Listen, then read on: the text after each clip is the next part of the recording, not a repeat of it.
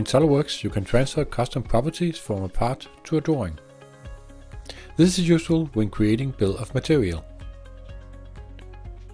But besides of using the bill of materials on the drawing to fill out missing information, as shown in the previous video, you can also use the Assembly Visualization tool. With the assembly open, press the Evaluate tab and press Assembly Visualization.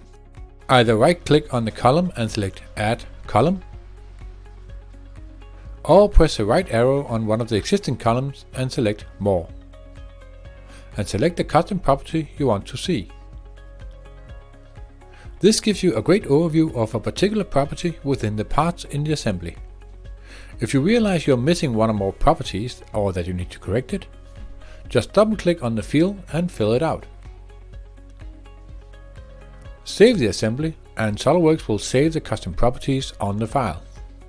Of course, you need to make sure that you have writing privileges on the files. Rebuild the drawing and you will see the changes.